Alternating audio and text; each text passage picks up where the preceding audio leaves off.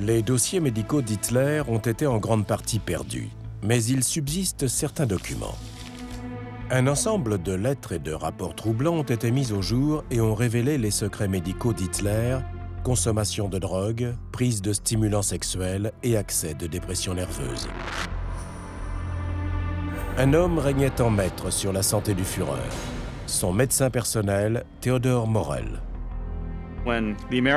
Les Américains ont interrogé Theodor Morell et ils ont découvert les 28 traitements qu'il lui administrait, notamment des médicaments à base de testicules de taureau ou de glandes de prostate. Et ils se sont demandé s'il n'était pas un agent double, s'il n'avait pas délibérément essayé de rendre Hitler incapable de gagner, incapable d'accomplir ce qu'il voulait. Le Führer aura une confiance aveugle en Theodor Morell pendant 9 ans. Il ne tarit pas d'éloges à son sujet.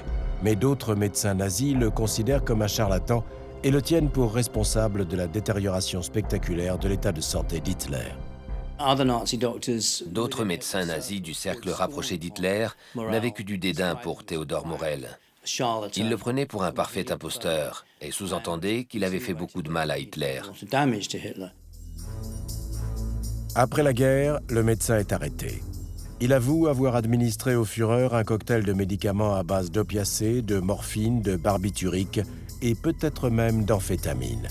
Et certains en viendront à penser que ce traitement était à l'origine du comportement extrême du dictateur. On appelle ça des cycles rapides. Selon moi, Hitler n'a pas été un seul jour d'humeur normale entre 1942 et 1945. Des éléments découverts récemment éclairent sous un jour nouveau la personnalité d'Hitler, qui apparaît comme hypocondriaque et drogué. Le problème, ce n'est pas qu'Hitler ait pris des amphétamines, ni qu'il ait été accro, contrairement à ce qui a été dit. Le problème, c'est qu'Hitler souffrait de troubles bipolaires et que les amphétamines aggravaient cette maladie. Le problème, c'est l'association des amphétamines et des troubles bipolaires. Et je pense que ça permettrait d'expliquer pourquoi Hitler a changé à la fin des années 1930 et dans les années 1940.